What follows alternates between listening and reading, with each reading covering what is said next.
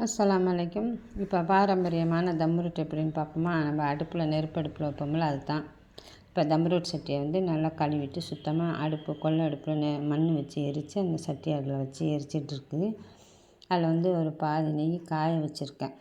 இப்போ இதில் அளவுகள் 1/2 கிலோ நெய், ஒரு படி இந்த படியால் ஒரு படி சீனி, ஒரு படி ரவா, 20 முட்டை, 3/4 டின் பால், முந்திரி பருப்பு 20, ஏலக்காய், உப்பு, குங்குமப்பூ, ஒரு கைப்பிடிக்கும் கொஞ்சம் குறைவாக திராட்சைப்பழம். இதான் இதன் அளவு. 20 முட்டையை நல்லா ஃபோக் வச்சு நல்லா அடித்து ஸ்ட்ரெயினர் வச்சு நல்லா வடிச்சிடணும். வடிச்சிட்டு பாக்கெட் தூக்கி சட்டியில் வச்சிங்கன்னா அது வடிஞ்சிட்ருக்கும். சீனியை கொட்டி நல்லா கிண்டணும். நல்லா கிண்டிட்டு ஒரு பிளெண்டர் வச்சு நல்லா அடிச்சிங்கனாக்கா நல்லா கரைஞ்சி வந்துடும்.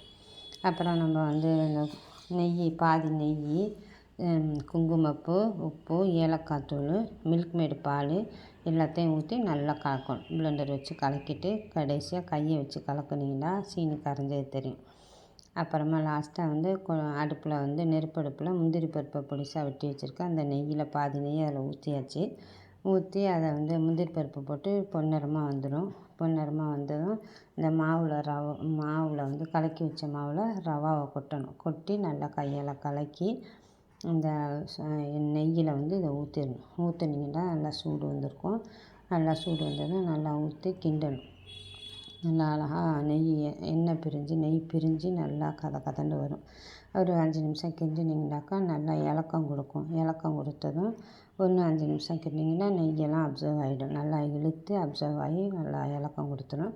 இதுதான் ஸ்டேஜு. அதை அப்படியே தூக்கி மூடி வச்சு அடுப்பை பிரித்து நெருப்பு கொஞ்சம் குறைவாக வைக்கணும். நான் கூட வச்சுட்டேன், கொஞ்சம் கருகிடுச்சு.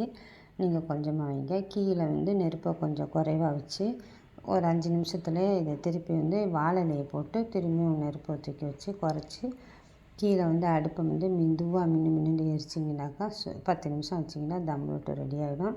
குத்தி பார்த்தா கத்தியில் ஒட்டாது. இதுதான் அளவு. சாப்பிட்டு பார்த்துட்டு எப்படி இருக்குன்னு நீங்களும் செஞ்சு பார்த்துட்டு கமெண்ட் பாக்ஸில் கமெண்ட் பண்ணுங்கள்.